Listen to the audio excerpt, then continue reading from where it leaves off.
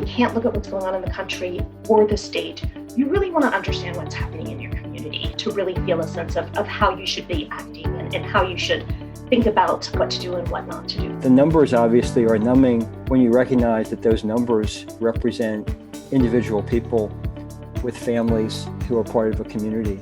It's even more overwhelming to think about.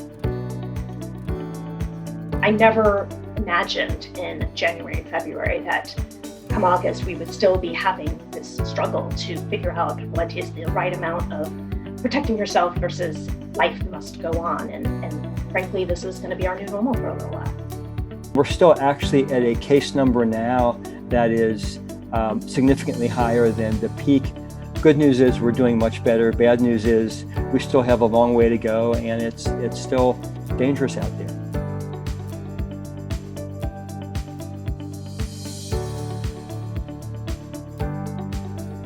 Every day I know all of us are being asked to make decisions about, is this the right thing to do or is this not the right thing to do, and trying to balance the emotional well-being of our friends and family and ourselves with the desire to protect ourselves, to make sure that we don't get sick and that we don't contribute to spreading illness. But we also know that we have a vaccine, which is a powerful tool to offer safe and highly effective protection. If you get it, you're doing your part to kind of diminish the spread of the illness and help us address this problem. It's not always the most comfortable thing to get something new and different and not really understand it. And I think we're all in that position together. It's responsibility.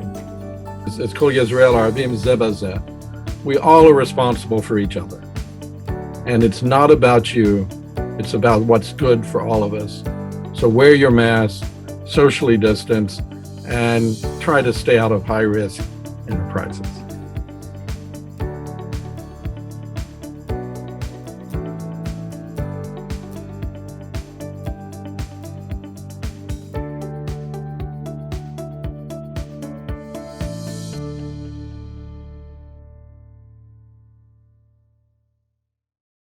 Good evening. We are here live at 1440 Spring Center, home of the Selig Center and home of the Jewish Federation of Greater Atlanta. I can promise you this will be our last virtual event. What an appropriate way to start this evening to acknowledge these incredible healthcare professionals who helped us through this most challenging time. I hope you'll share a moment of gratitude, and it would also be the right moment to acknowledge those in our community who did not survive COVID, and we had many. So for just a second, just to take an acknowledgement of the shared loss that so many had, including our community.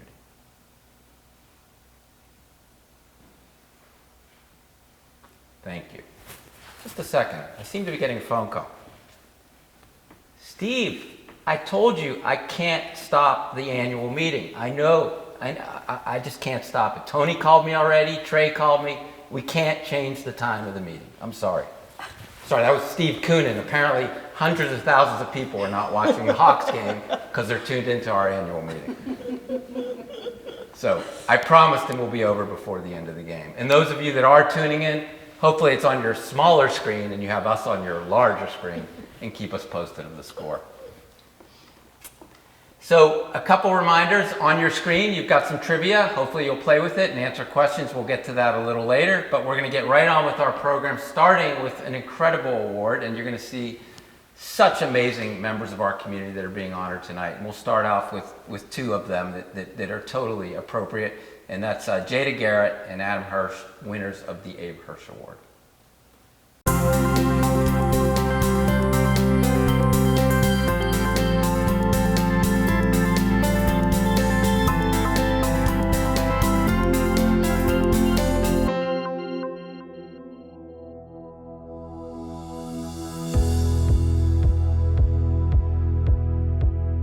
Gabby Spat and I both nominated Adam because we saw the incredible work that he did on our documentary, Atlanta, the City Too Busy to Wait, which was premiered last year at the Atlanta Jewish Film Festival. Now, if you know Adam, you know that he's involved in basically every Jewish organization here in Atlanta. From AJC and Access to the AA Synagogue, to the Film Festival, to JFNCS, to the JCC, to Camp Barney, to Federation. The list goes on and on. For me, it's not about, it's just the thing to do. You know, it's something that I do to entrench myself into the community and, you know, give back. He is one of the most selfless people that I've ever met. And to me, this epitomizes his dedication to our community, and it's what makes him a leader. You know, I feel like Atlanta has become a lot better at really taking young professionals and bringing them to the table. Now's the time for us to speak up, be part of the decisions that are being made, be a stakeholder in this community, because we're the ones who are going to really have the opportunity to kind of make the future for the community that our kids are going to be a part of and we're going to be a part of for years and years to come. So it's really exciting, and this is the time to do it. Things that I've seen that have stood out to me are his passions, his creativity, his charisma, and his selflessness. And I can't think of a better person that deserves this award than Adam Hirsch. When I got the call from Eric Robbins, I was very, very honored. When I look at the list of people who've won this award in the past, they're people that I've looked up to. They're people that have continued to go on and excel as leaders of this community. And those are people that I want to continue to emulate. He said you won this young adult award, the under 40 award. Well, I'm kind of pushing that age bracket. So I told him, I said, for my age, this is more of a lifetime achievement award. And it was a really nice way for me to reflect on all the things that I've been a part of over the years, and not just things that I've done, but the teams and the co-workers that I've worked with over the years who've kind of, helped me be the person I am today. So it kind of was a fun reflection to think of all the fun projects I've worked on, and really kind of excited to see what kind of comes next.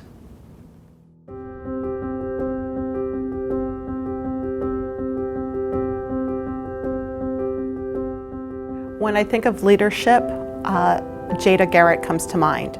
She is a leader at our workplace and a leader in the community.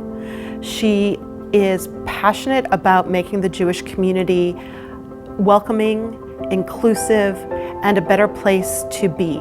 So I work for B'chol Lashon, which is an organization that is focused on bringing awareness to the historical diversity of Jews. B'chol Lashon was started in 2000 based off of the results of a community study about Jews and about Jews of color.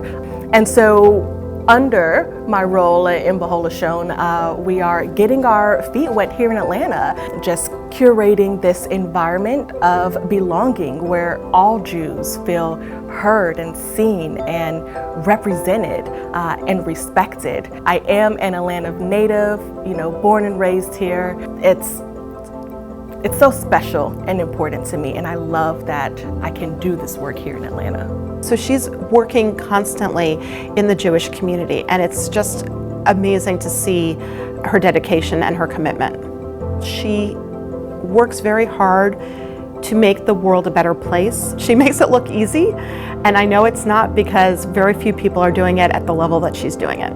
If you're out there in the community and you see an issue, or you see a gap, or you see something that could work better, then why not? Why not roll up your sleeves and try to fix it? But on a deeper level, the work that I do can be so polarizing, and especially doing the work that I do here in the South, that is not completely lost on me. The fact that the Jewish Federation of Greater Atlanta is recognizing the importance of the work that I do in this community, and not only recognizing it, but rewarding it by bestowing, me with this award is incredible, because it's not easy.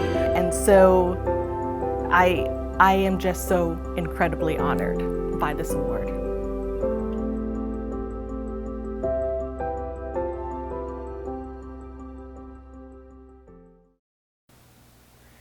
Congratulations, Adam and Jada. And hello.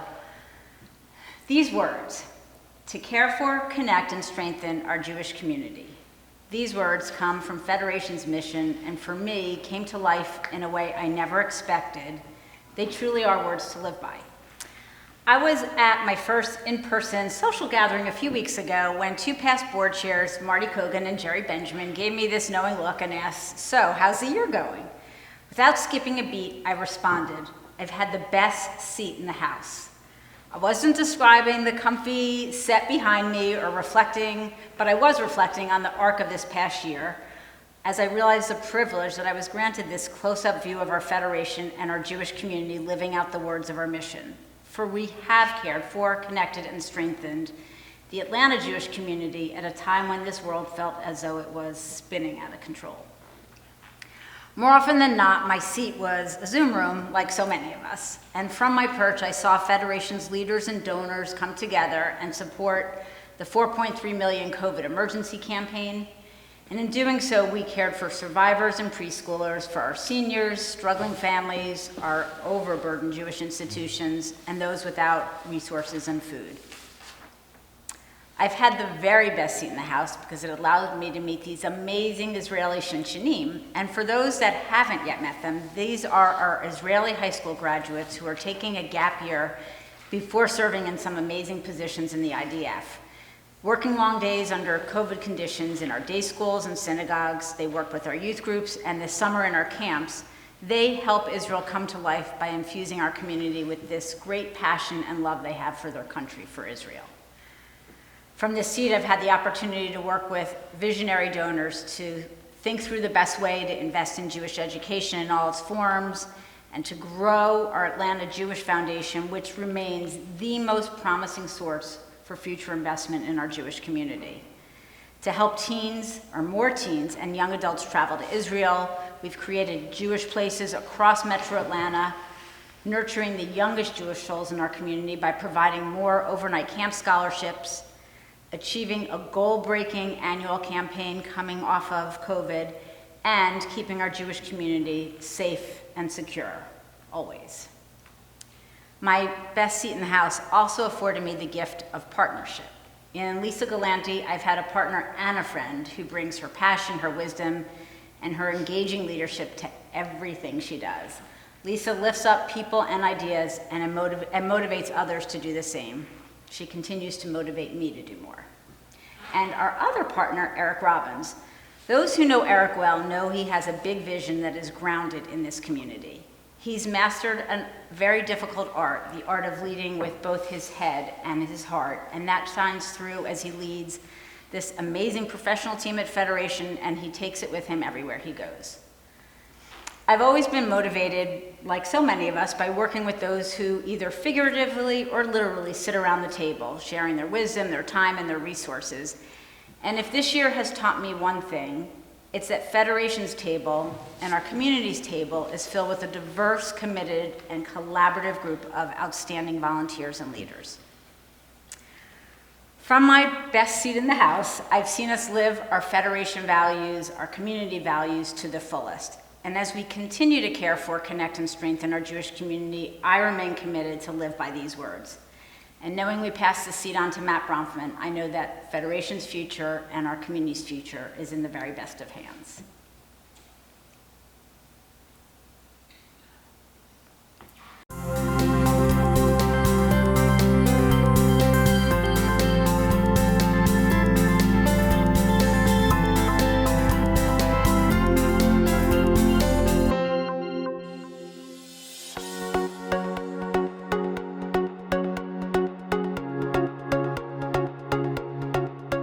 Nominated Jennifer for the Community Development Award because in the, I would say 30 years that I have been involved with Jewish federations in different cities, that I had never heard anyone explain the importance of federation as well as Jennifer.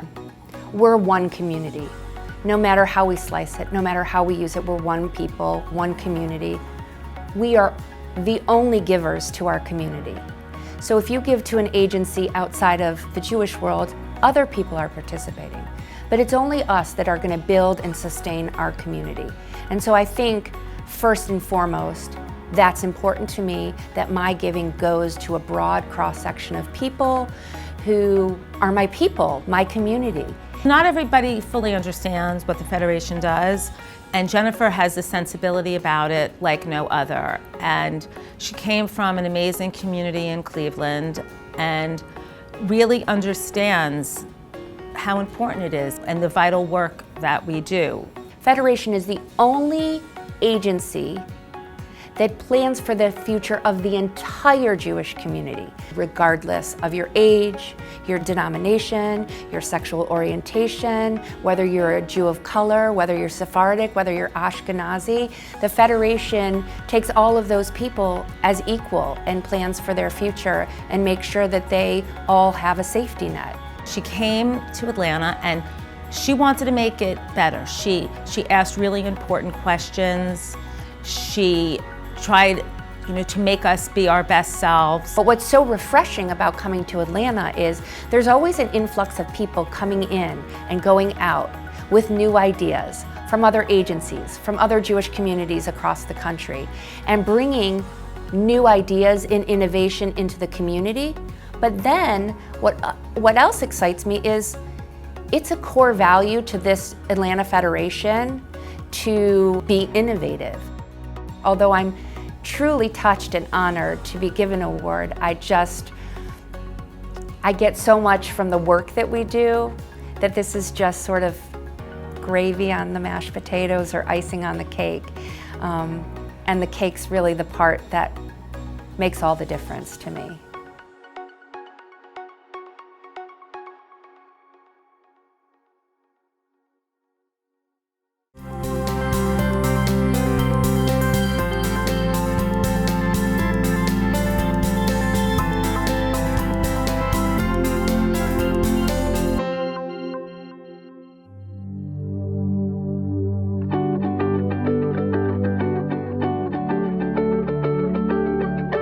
It was a pleasure to nominate David Welsher to be the recipient of the Marilyn Shubin Professional Staff Development Award.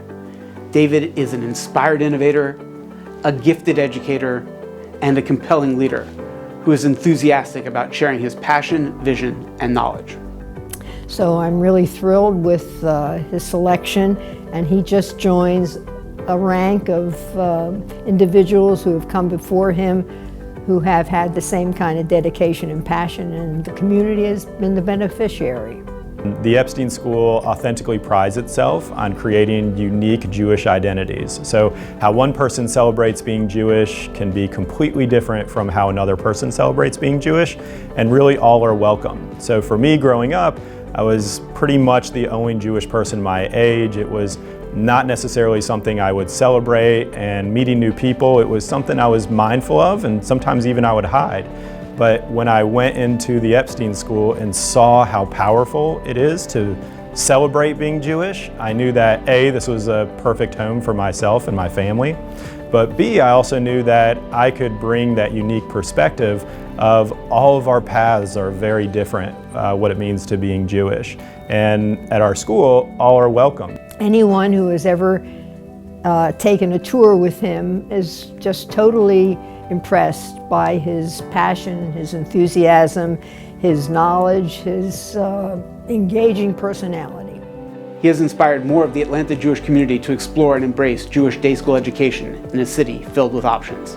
Being a leader at the Epstein School is a tremendous opportunity of being able to connect with those that have my path, but also more importantly, help cultivate those paths, as our school does a great job with understanding you are taking your own unique Jewish identity, and that means something unique for yourself.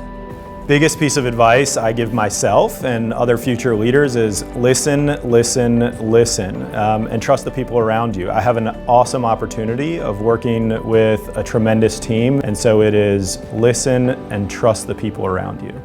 David is an inspired innovator. This has driven his educational philosophy to see students as whole children capable of learning and growth. Traditional academic learning is seen alongside the social, emotional, and spiritual growth of each student. Well, first and foremost, Marilyn and the Shubin family, I can't thank you enough for such an honor. One of the passions I have is the understanding of continuing to grow, never stop learning, growth over time. And this gives me a direct opportunity of continuing my professional development. But really more importantly, it allows me to partner with my colleagues as we all are under the understanding that we need to continue our growth professionally and as colleagues ourselves.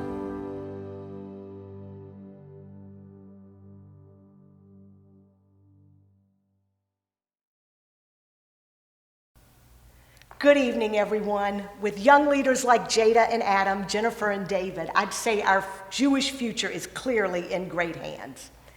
One of Lori's and my favorite Torah portions is when God responds to Moses' cries for help, as he listened to the needs, the wants, the complaints, and yes, even the demands of the Israelites. God instructed Moses to gather 70 elders to share the burden with him, so that Moses shall not bear it alone. Reflecting upon this year, Lori and I were obscenely blessed to serve along with many, many more than 70 elders. We clearly count Eric Robbins and Federation's superb leadership team and professionals. We count Federation's esteemed council of lifetime trustees who paved and still pave the way. We count our myriad community professionals and volunteers who bring their heads, their hearts, their hands to the sacred work of enhancing Jewish lives every single day.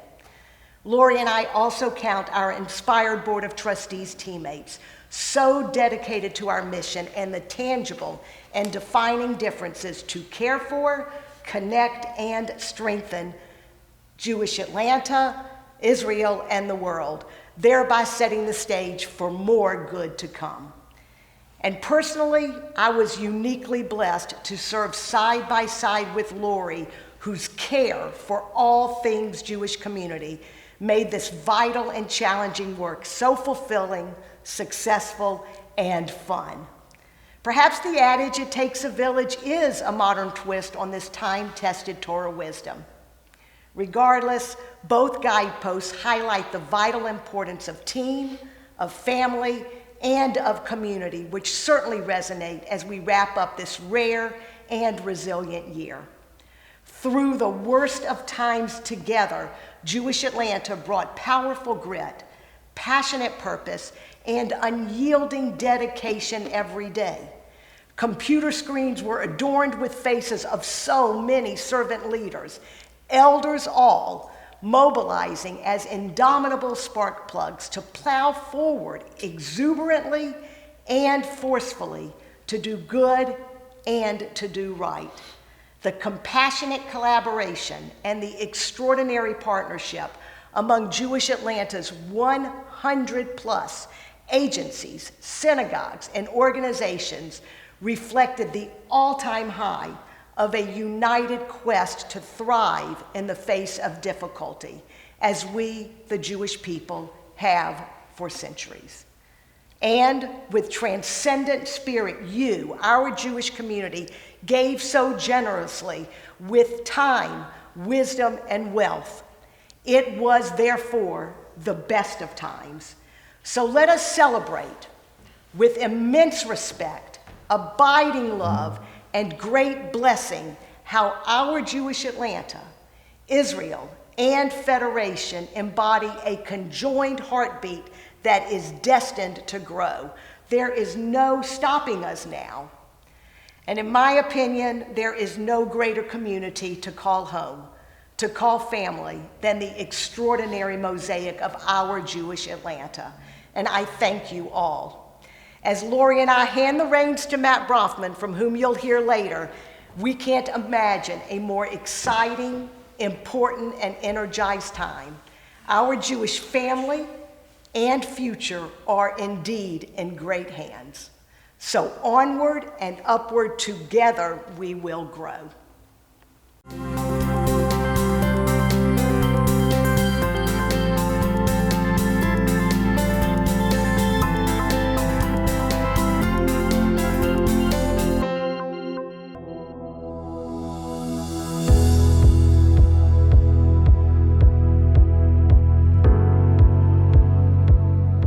Have you ever had that teacher that made you want to learn, to dream big, and to try new things, but be yourself in the process? Josh is that teacher, and that is why I nominated him for the Sylvia Newman Memorial Teacher of the Year Award. My approach to teaching kids is a little unorthodox. I want my kids to see that I'm in it too. And there was a concept in USY as I was growing up called Dugma. It was lead by example. I can't hand somebody who's been playing on their phone or doing game stuff, I can't hand them a book. That's like you turn them off at the first step.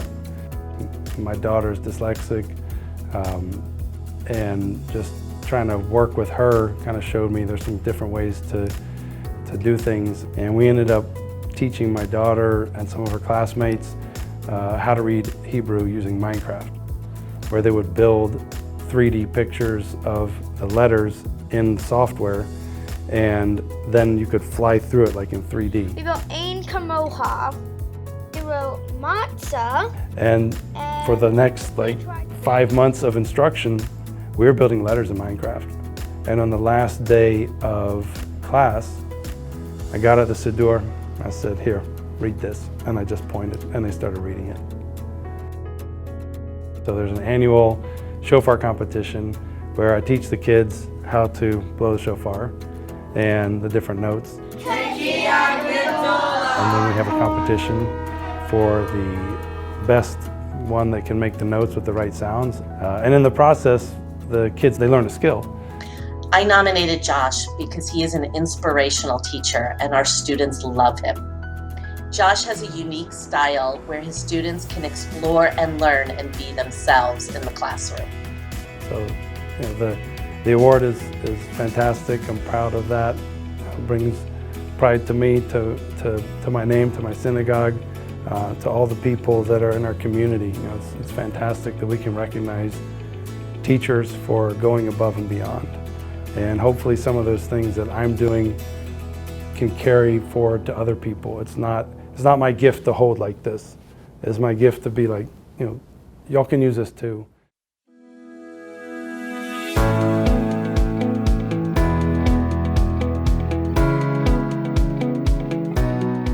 Kimberly is one of those teachers that brings together this breadth and depth of Jewish knowledge that just is like this endless sea, with a real appreciation for children in general, but also each individual child. And in this year in particular, where our learning was changing all the time, she had this ability to find the core that would keep our kids engaged and motivated and really feeling like themselves. I feel very strongly that supplementary Jewish education isn't so much about what the students are learning, but rather how the students are learning. So I believe it should be engaging, that the students should be empowered to become lifelong learners rather than just worrying about what they're learning right now. So Kimberly taught a Jewish Makers elective. She taught a game creation collective that focused on the Tanakh, and she taught a general course on Israel for our 4th graders. I believe that learning shouldn't be about hearing about things, but rather doing things. So doing the mitzvot, doing tikkun olam, doing Torah. And in that way, the students feel like they're more connected to what they're learning, and they're going to sort of take it with them. And it's also about connecting with the Kehila. We actually created board games that once we get back into person, we're going to be able to sit down and play, and younger kids could play, and it can be like maybe part of our synagogue's grouping of games that we have available for Shabbat. For most of the kids we're teaching, hopefully they are going to want their family to be Jewish, and that they're going to want to incorporate the celebration of Jewish holidays and being involved in the Jewish community when they grow up. So I really want to develop those adults. I really appreciate the recognition for the innovative way that I teach and run my classes. And I also really appreciate just the Madrachim and students that I got to work with this year that were able to make this year such a fun and exciting Zoom experience.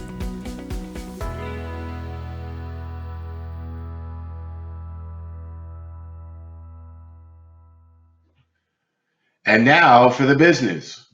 Good evening. I am Mark Silberman, and it has been my pleasure to chair this year's nominating committee. I would like to acknowledge and thank the members of the committee, Beth Arrighetti, Marcy Bass, Stacy Brill, Craig Kornblum, Lois Kuniansky, and Michael Merlin. While the majority of our officers will continue their service for the upcoming year, the nominating committee had 11 trustees at large vacancies to fill, in addition to a changing of the guard as we welcome in a new board chair and several new select committee chairs.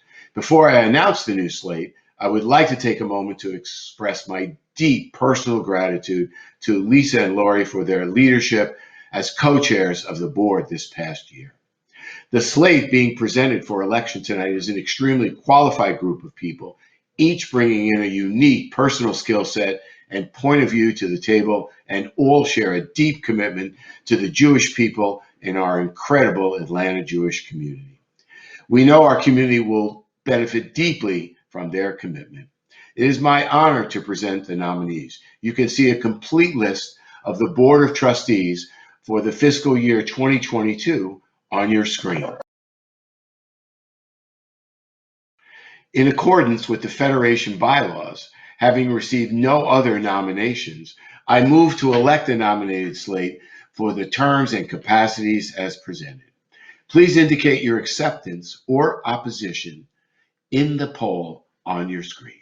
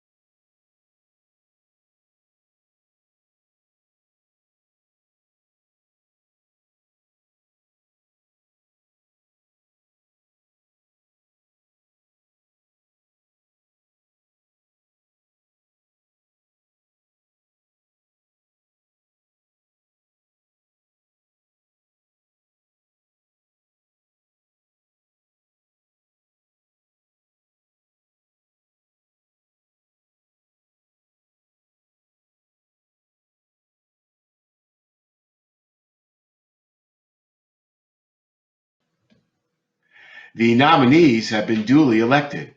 My best wishes to all for a successful and productive year.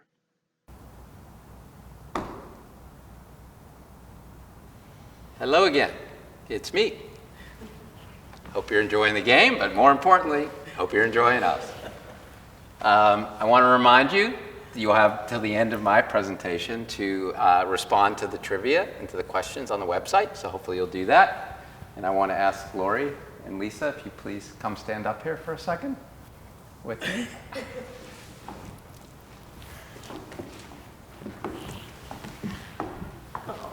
First of all, Lori, just want to say when you signed up for this, you had no idea we were going to enter a pandemic, but you were the exact right person for this role this year.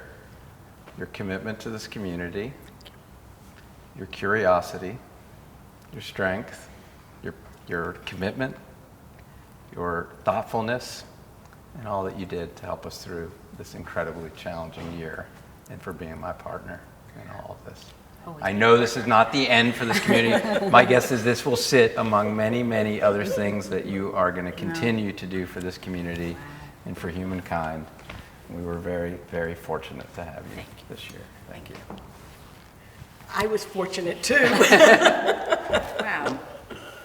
Lisa, it was nearly 50 years ago in Cleveland, Georgia at Camp Barney Meadows. I was 10 at the time, and I was introduced to you on the tennis courts. My sister dragged me there and said, "Meet my little brother," and she introduced me to you, and I remember it like it was yesterday. Me too. And there's nothing more meaningful to me than to say what an incredible opportunity to just give back a tiny bit to this community for all that it's done for us.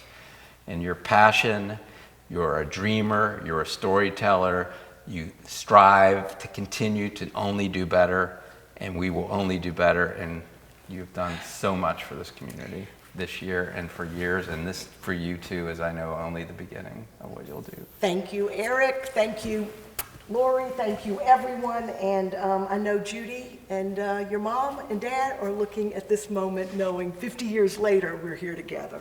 Thank you. We got through this almost. Yes, there are still people suffering, and there's still a lot of residual impact of this pandemic. But I feel incredibly good about where this community has landed. And the reason it landed that way is because of the foundation we built, the connectivity between our organizations, the trust that's been developed, the understanding between us, and the commitment that nothing was going to get in the way of this community. So I want to start out first by saying thank you to the organizations, big and small, that make up this community, for continuing to do the work that you do, for pivoting, for thinking differently, for being resilient, and for allowing us to do what we do, which was to help you, to support you, to raise money, and to continue to look out for the whole of this community. So for that, I want to say thank you. I also want to say thank you to the incredible professional team at the Jewish Federation of Greater Atlanta, the team that I am every day fortunate to work with, that makes me look good and make this community look good as they work in every sector of this community to make us one of the greatest communities in North America, if not the world. We had an incredible year in spite of all the challenges. In fact, our campaign broke all of our goals for it.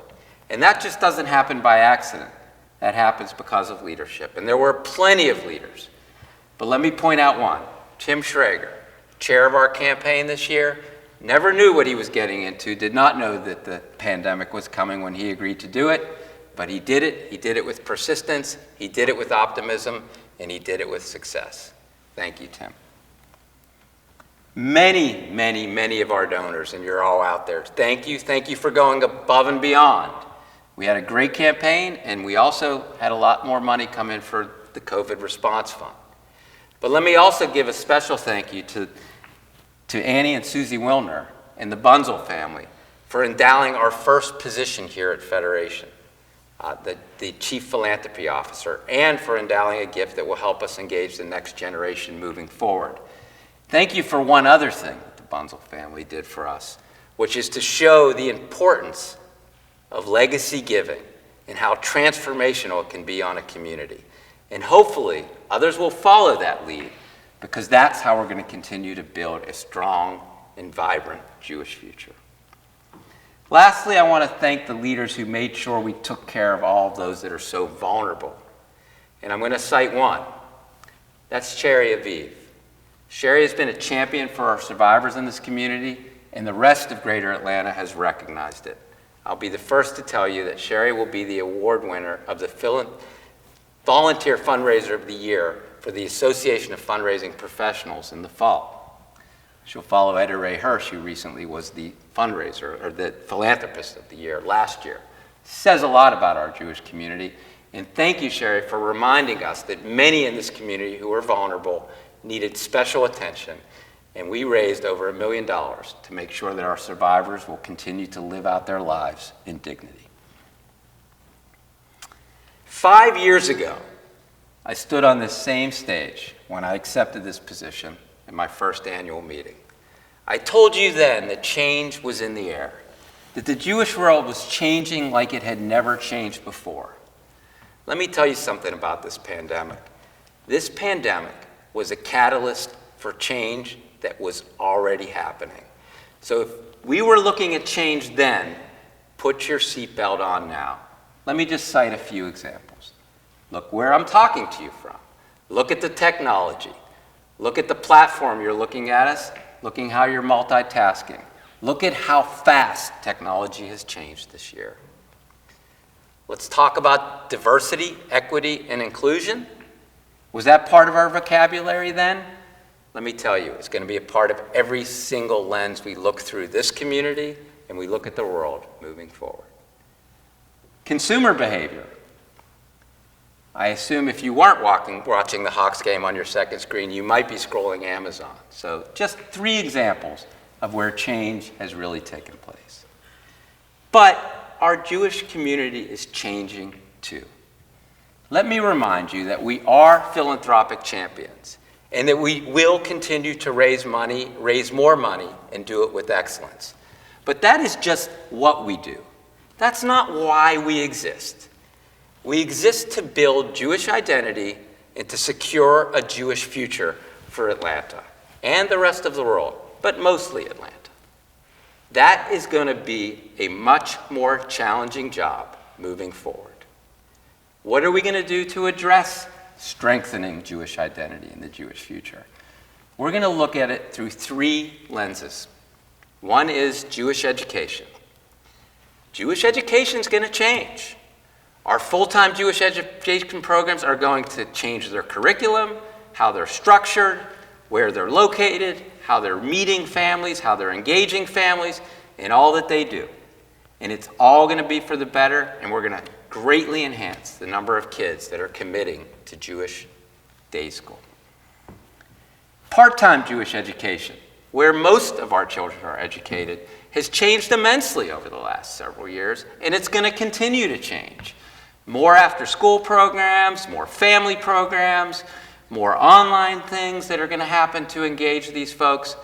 But what is going to happen to all Jewish education is Israel education. And that's not Israel advocacy. That is Israel education, what has got to be at the heart of everything we're introducing our children to.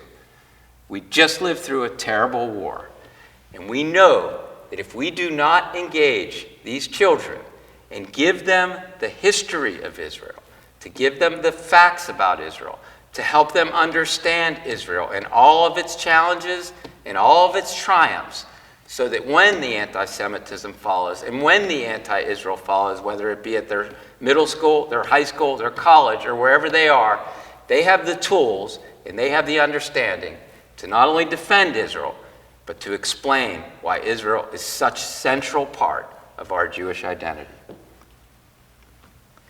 Secondly, we're going to focus on immersion programs. We know they work. Camping. Look at Lisa and I. Day school.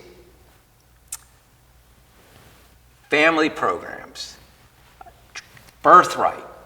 Our new teen Route 1 program funded by the Marcus Foundation, which will take more teens to Israel before Birthright. A program that we have taking young adults for gap years to Israel. This year we've been fortunate to get a gift from the Zalek Foundation. Over 30 new young adults who would have not went to Israel on a gap year are going because of that grant. We need to double down on immersion programs. How about the family camp that you've heard me talk about? Families during the summer spending a week of their vacation immersed in a Jewish camp program with other young families, building relationships that will be part of their Jewish family for a lifetime. It's an easy idea. We know how to do it. Let's make family camp for young families in this community happen. This is one of the best communities in the world for Jewish camping. Let's show it how it is done here in Atlanta. Lastly, more Jewish places. Places to engage Jewishly.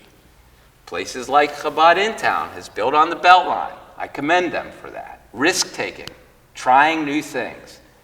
I envision an education campus where the Weber School is, at the top of 400. Not just the home of the Weber School, a home where all sorts of Jewish education thrives and prospers. And look at where we are today, 1440 Spring Street. When I walked in the building today, I looked all around me and nowhere did I not see a crane. This is Midtown on fire. And it is time to make this the Jewish headquarters of Atlanta. All those relationships that got us through COVID should be based here. We should be working together, collaborating together, and sharing resources together here.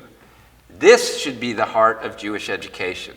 This is where you can experience Israel virtually, understand it, learn about it, plan your birthright trip, plan your teen trip, plan your family trip. It should all happen here. I don't know how many of you read the Pew study that came out a couple weeks ago, but one of the many things that is in there is the explanation that a lot more Jews are connecting to Jewish life through culture, through food, through music. Some people say that's not a good thing. I think it is the thing, and it's not to say anything around other ways to engage Jewishly, but 1440 can be that place where all of those seeking a connection to Judaism culturally can find it flourishing here. So this year we have our leader, Matt Brofman, who you'll hear from shortly. We could not be in a better situation and have a better leader prepared to help us address these challenges and embrace these opportunities. And I am incredibly, incredibly excited to work with Matt. But before we do that, we're going to turn to a video for the Tikkun Olam Award, an award that Jody Mansbach and I brought to when we came here 5 years ago. And I'm very honored that a friend of ours, Mimi Hall, is being honored today. Thank you.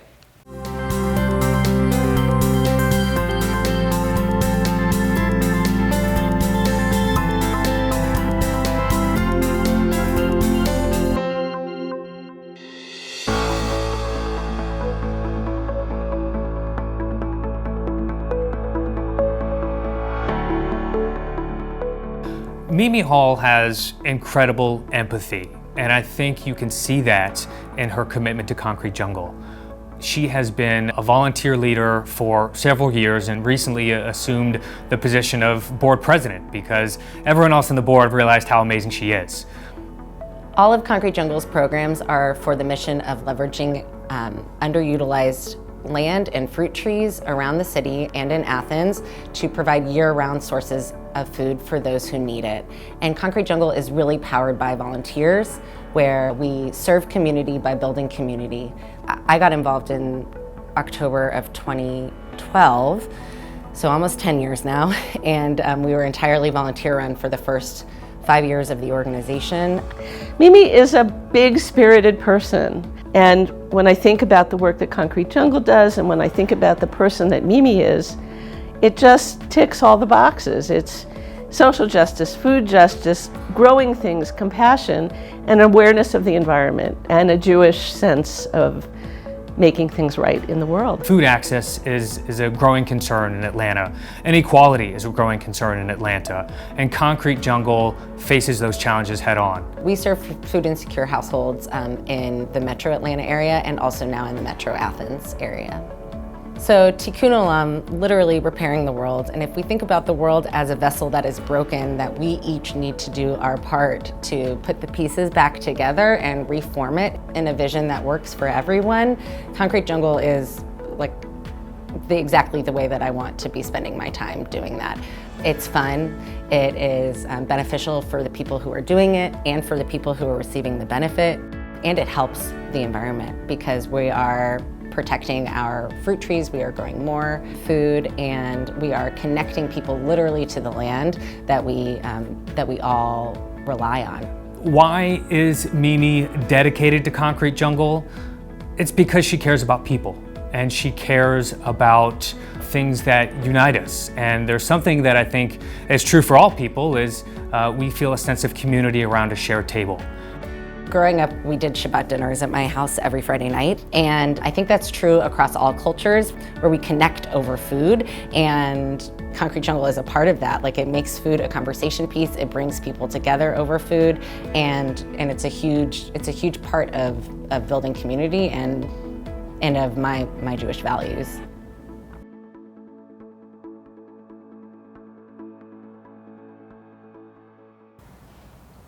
So before we close out the night, we have one more award winner and Matt's gonna wrap it up. Let's just see how everyone did with our trivia questions.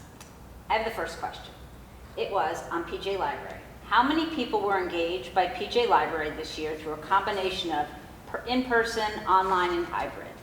There were 3 choices: more than 5,000, B, more than 10,000, and C, more than 13,000. Eric, you want to guess? I'll guess, yeah. I mean, I think I read 3,000 of them because I was kind of bored and I have some favorites, but I'll say 10,000.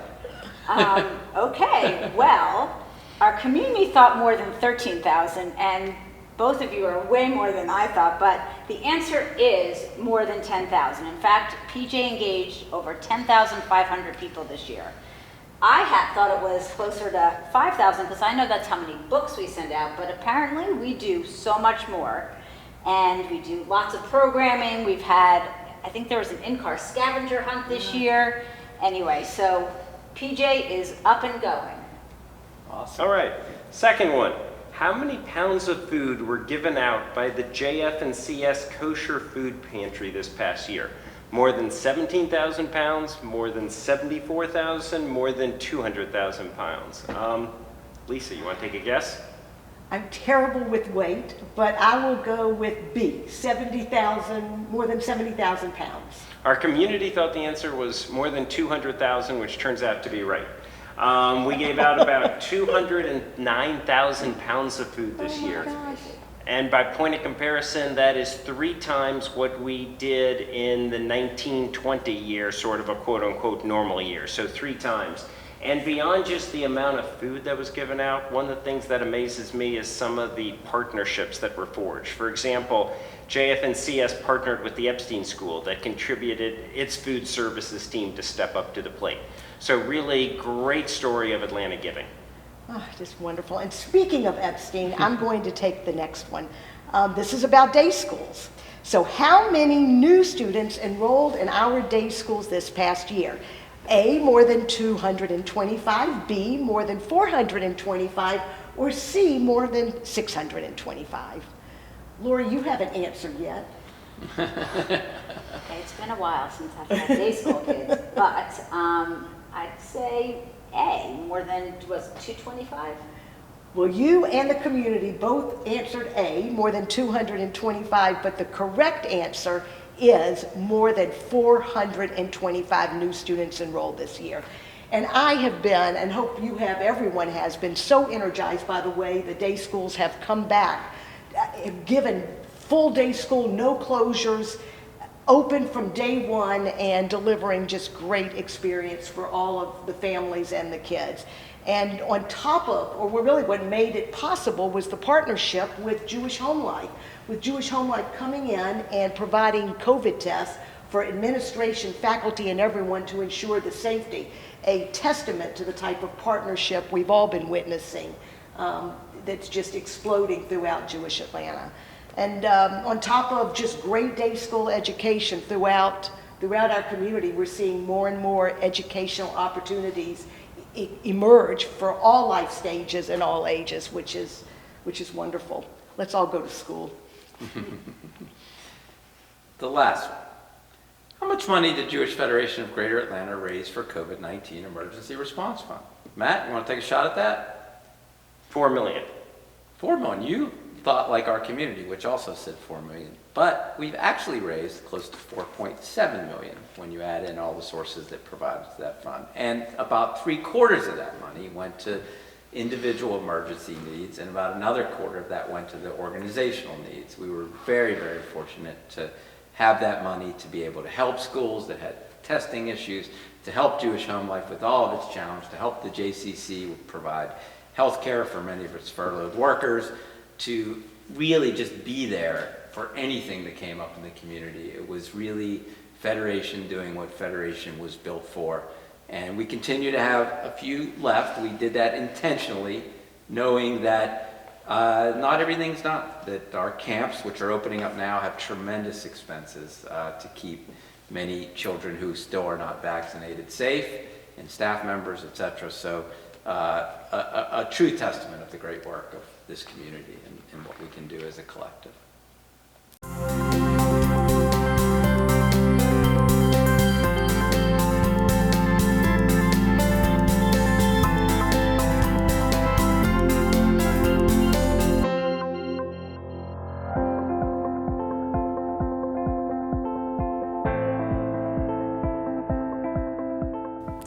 We picked Lauren Harris for the People Power Award because of what she brought to our clients with intellectual and developmental disabilities, particularly for the Artist Collective program. We could have nominated her for many different things because she's just that kind of person, but Lauren understands the magic and the power of art to truly connect with the human spirit.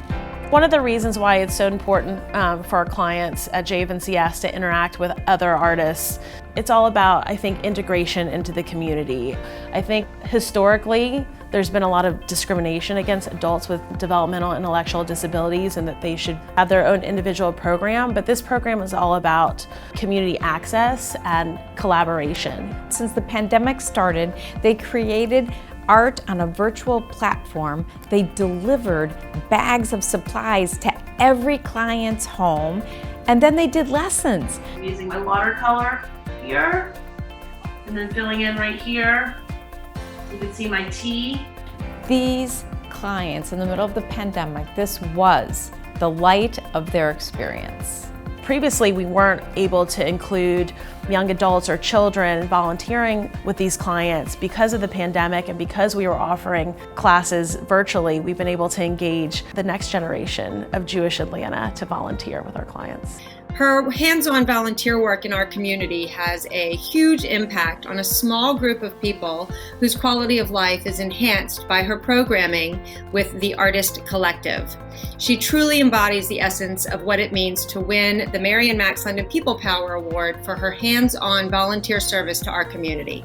Thank you, Lauren. Congratulations and mazel tov, and keep up the good work.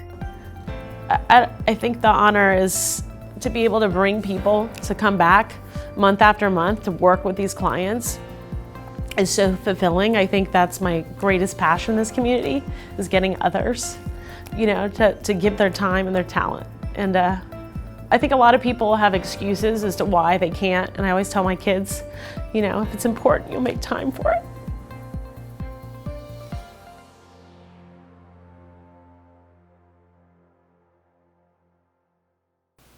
Good evening, I'm Matt Bronfman, and I'll be finishing up tonight. I am really fortunate to be speaking while the Hawks are at halftime, so I have a much better chance to have your attention. And really good fortune is one of my themes. I am really fortunate to be taking this position at a time when I think the Federation team has never been stronger. Led by Eric, Renee, and so many others, I am able to leverage this incredible team of professionals. I'm also fortunate because prior chairs have cut such a great path for me. My most immediate past chairs, Lisa and Lori, before them, Mark and Joel, these are really giants on which I'm able to stand on their shoulders, and I am so, so fortunate.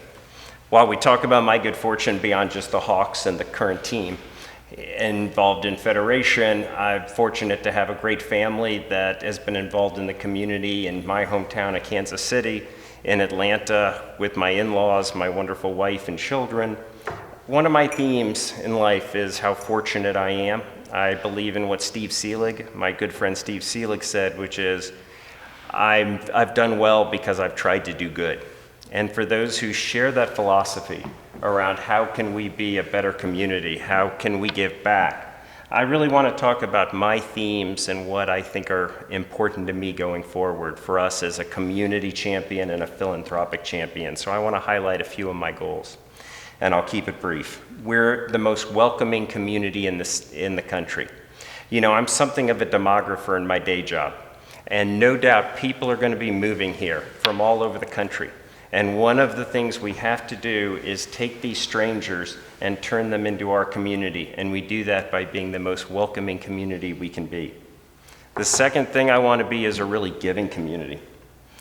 For our seniors, for those who want to be involved in synagogues, for those who want to go to Jewish day school, I hope we're able to give more, and I think we're on that path. We've got this we've built great momentum, and I want us to be a more giving community. 3, I want to do more Jewish places and experiences.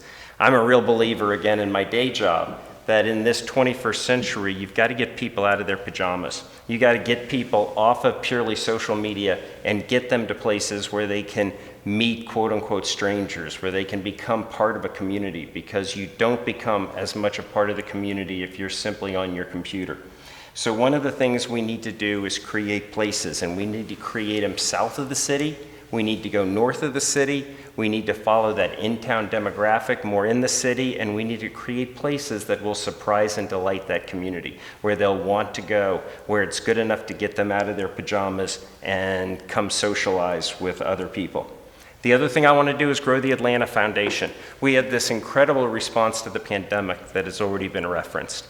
And the more we can grow the foundation, the more we're able to be nimble and respond to the community and have needs that can more routinely be met. So growing that foundation is so important.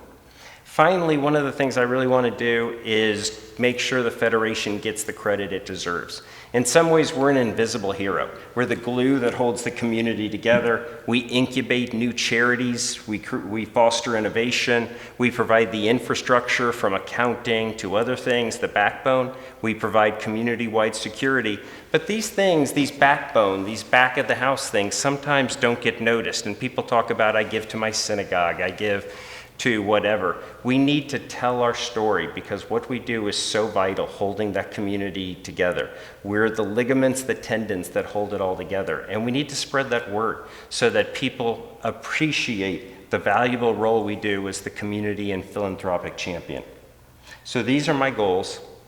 I hope you'll join me. What do I ask of you? Your time, your money, your opinions.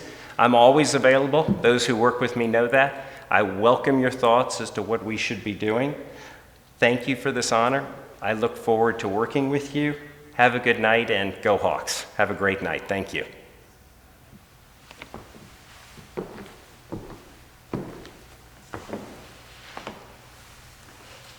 Good night, everybody. Good night.